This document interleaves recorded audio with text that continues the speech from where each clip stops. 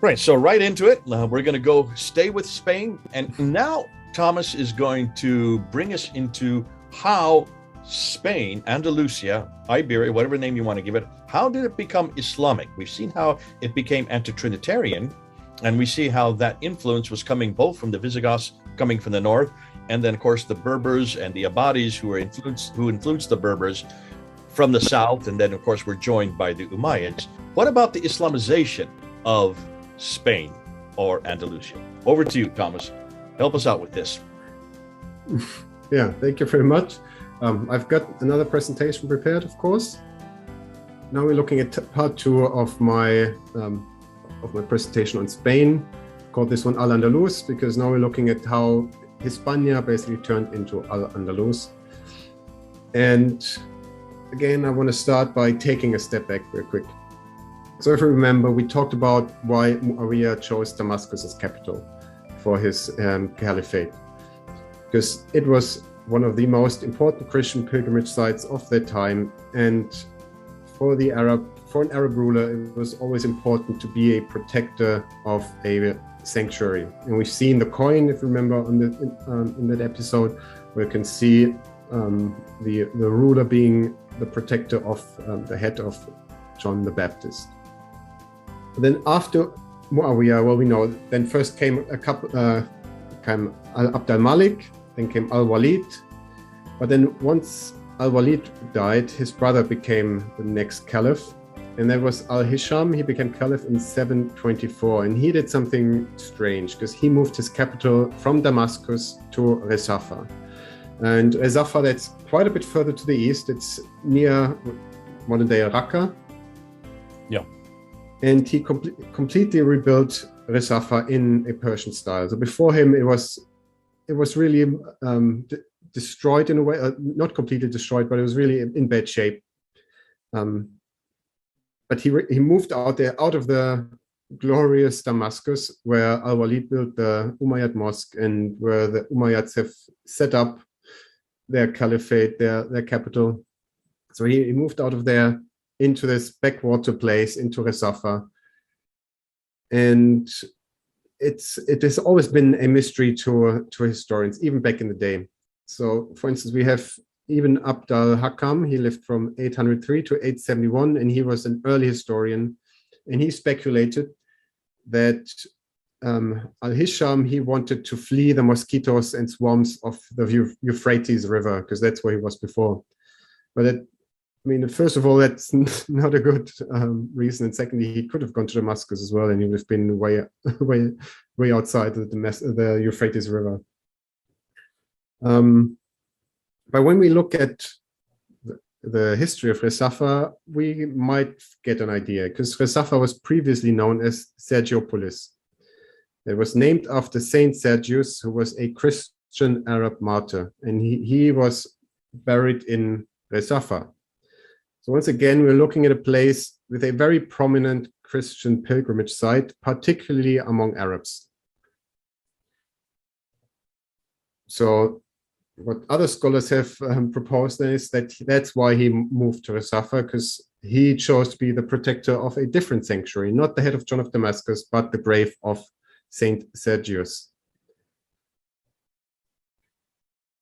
And Al-Hisham, he also got involved in the politics of the Church of Antioch and installed his friend Stephanos, a simple monk, as the metropolitan bishop, again showing us that he was clearly involved with Christianity. Now, his son actually died before him, so his successor would have been Abd al-Rahman. And he grew up in a Christian monastery, which again would be quite a strange place to have have the grandson of the caliph grow up if he was a Muslim. But after Abd al-Rahman's father died, he joined his grandfather Al-Hisham in Resafa. So Abd al-Rahman I, he was born in 731. So that was shortly before, obviously, the Abbasid takeover. Now, when the Abbasids disposed of the Umayyads, Abd al-Rahman I, he was one of the very few ones who could flee and who could make it out alive. His mother was actually from a Berber tribe. So that's where he went to first. And we have very colorful stories about his escape, and who knows if any of it is true. But apparently he did make it into Northern Africa and to these Berbers from where his mother originally came from. Then from Northern Africa, he sets over into Spain, which was already ruled by the Umayyads. As you remember, from 711 to 718 was this conquest. But there was also a sort of a civil war going on among the Umayyads, among the Arabs. There were two factions who were fighting for the rule in Spain at that time. And what Abd al-Rahman I managed to do is to engender a lot of loyalty among them. He had the Umayyad name, and he basically, without much of a force, so he had a small Berber force with him when he crossed into Spain, but immediately the Arabs followed him, and he basically went in and stopped this civil war by just taking over outright and becoming the emir of Al-Andalus. Now, as somebody who grew up among this Persian architecture in Resafa, which his grandfather built, he wanted to bring that style with him. And that's what really this Moorish art is in Spain. It's really Persian, and it comes from Abd al-Rahman's upbringing. He brought the artisans into Spain. He built the Mezquita in Cordoba, which of course is not oriented towards Mecca, because it was a church in the fashion of his home in Resafa, not a mosque. Now, in 782, Elipandus becomes Archbishop in Toledo, and typically the Bishop of Toledo has to be a Catholic. But this Elipandus, he was an anti-Trinitarian. So we can see a sort of power struggle going on there between anti-Trinitarians and Trinitarians. And this Elipandus, he tries to unite the church under an adoptionist Christology, so an anti-Trinitarian Christology. He's ultimately unsuccessful. The clergy remains Catholic, but this shows us that there's definitely now a power struggle going on within the church, not with a different religion, but with a different sort of a heretical flavor of Christianity. And it shows us how prevalent this adoptionist Christology has become by 782. Right, now we are going to do another jump now to 839. So now we're well in the 9th century. And at that time, Abd al-Rahman II was in power, and he convoked a Christian synod because of religious splintering that was going on in Spain. Now, this synod, we still have the documents from it that were produced. And the main issue was a heretical group called the Casians. Now, actually, we don't know what exactly the Casians believed or who they were. Some think, or many think they were some kind of Gnostic sect. Maybe they just rejected the authority of the church. So we don't really know. They were so unimportant, these people, that we know nothing really about them outside of this, which is interesting for a synod in 839. If the most important thing that they talk about is this small splinter group, potentially Gnostic, which nobody has really heard of since, and not a new religion that's taking over the country. So if Islam has taken over Spain, that should have been on everybody's mind. That should have been the main topic for all the Christians in there, but it's not. It's some unimportant sect somewhere. And now maybe some people think, well, they wouldn't dare to speak up to the new Islamic rulers. Actually, in a minute, we'll see that that's not the case either. But first, let's look at the year 840. So that's 1 year later.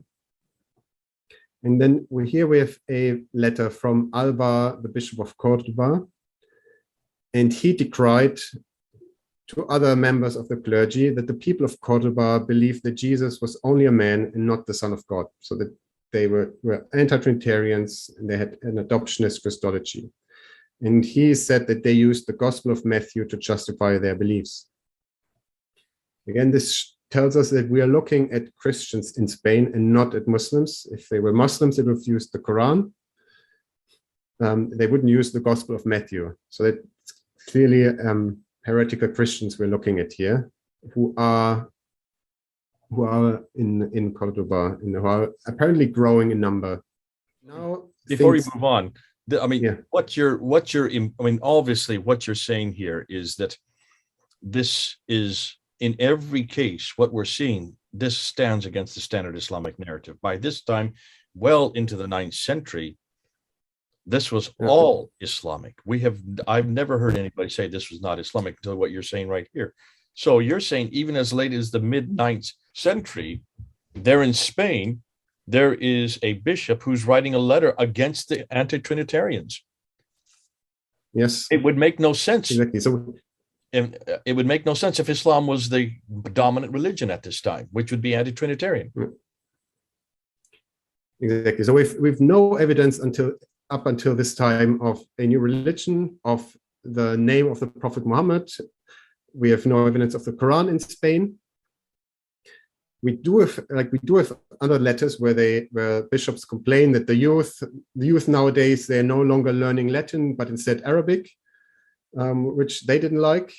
But there's really nothing that's pointing towards this religion called Islam, right? Absolutely nothing. Instead, it's all about heretical Christians who use the Gospel of Matthew, who are anti-Trinitarians. Nothing about a new religion. Yeah. Fascinating. That last point, the fact that they're using the Gospel of Matthew to support their cause, anti-Trinitarian cause. There's no Quran at this time either then. At least not in Spain, from the looks of it. Or if it was there, it would have been used as a lectionary and not as scripture, right? So they would have, they would justify their beliefs with scripture. And since they're justifying it with Matthew, that's their scripture and not the Quran. So maybe they've had the Quran, we don't have evidence, but if they had one, it wasn't scripture yet in Spain, at least. So I think we know in the East by this time, the Quran had become scripture. But in Spain, it took a bit longer. But as we will see in a minute, when it happens very quickly, because this all changes 10 years later. And that's where we're going to go now. So around 850, we actually get our first attestations of a new religion. And this happens after the bishop, Eulogius, he travels to the East, and he brings with him a polemic against Muhammad. And that's the first time that we get this name in Spain. So from his travels to the Orient, he apparently met other Christians there, and he brings with him a polemic against Muhammad. And immediately, this Bishop Eulogius and Albar, who we've heard about before, who complained about the anti-Trinitarian Christians, they position themselves strongly against this, for them, now new religion.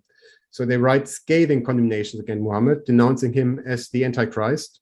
So as I said, so they definitely weren't afraid to stand up to this religion, because once they were aware of it, they were actually more scathing than the polemics that we know from the East.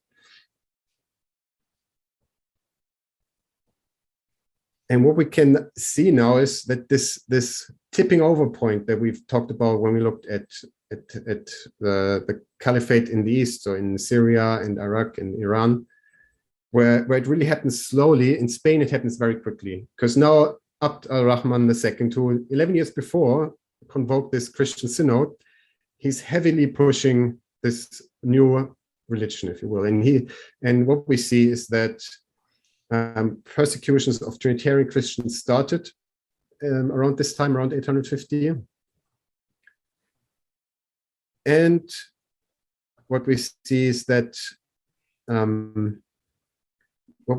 also that among the, let's say, the general population, from the evidence that we have, it seems like they were already mainly anti-Trinitarian, and they actually condemned these martyrs, these Trinitarian Christians who got killed, and they didn't condemn the persecutors. So it looks like, yeah. So the sort of all the conditions were right for this tipping over into this new religion, right? So we've had now lots of anti-Trinitarian Christians, and they've already studied the Arabic language, as I've just mentioned, and now this Muhammad religion comes in, right? And now, yeah, it basically tips over very, very quickly in Spain. I mean, obviously, there's always an opposition movement. So in Spain, again, until the 10th century, we see a strong Trinitarian opposition movement. But basically, by 850, this is around 850. This tips over, and it's then over for Christianity, if you will. And it's really over then under the Almoravid dynasty, which is then, but only in the 12th century, because they then impose a very strict Sunni Islam. But yeah, that's the primary evidence that we have from Spain, and it's, again, it goes completely against this traditional standard Islamic narrative, and it supports what we've seen when we looked at the history in the East, how this anti-Trinitarian form of Christianity evolved into Islam. Yeah. Well, okay. So this is the second one that we've done on the Islamization of Spain. And we see this is taking much longer than everything that we have been told by the standard Islamic narrative. You can see why this will be new for many of you. You're coming across this for the first time. I'm coming across this for the first time. I haven't heard really this pattern that has been that you're introducing here.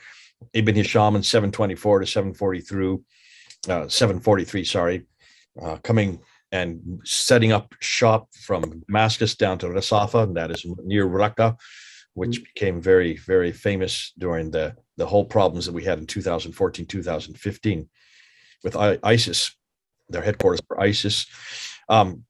He probably, as you're saying, probably chose it because it was the martyrdom of Saint Sergius, and it was called Sergiopolis during that time. But then you zero in on Abdullah al-Rahman, he flees from the Abbasids and flees all the way over to the west, all the way to Spain himself, takes the Berbers with him and also some of the Arabs with him, and they come into Spain, bringing much of his art and his mosque.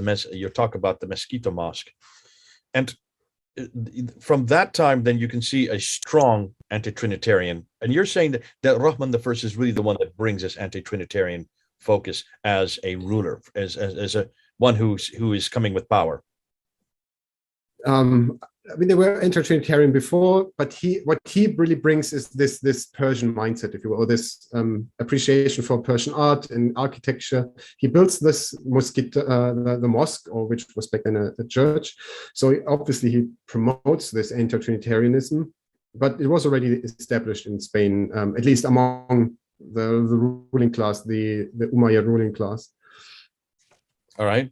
And then you jump to the late 8th century to Elipandus, who's becomes an Archbishop of Toledo, tries to push his anti-Trinitarian views, does not succeed.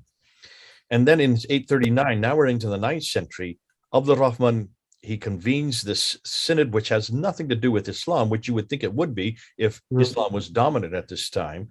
The very next year, the Bishop of Albar of Cordoba writes a strong letter against the anti-Trinitarians. And fascinating, and this is what I thought was great, and you picked it up, and I'm going to just support this. He uses the Gospel of Matthew in his defense. He would have used the Quran, is what you're saying, if there had been a Quran at this time. Fascinating. Exactly. Well, hold on a minute. If he is a Trinitarian, he would then use the Gospel of Matthew. You're saying that the Trinitarians. He said in his letter that these anti-Trinitarians use the Gospel of Matthew to justify their beliefs. Yeah.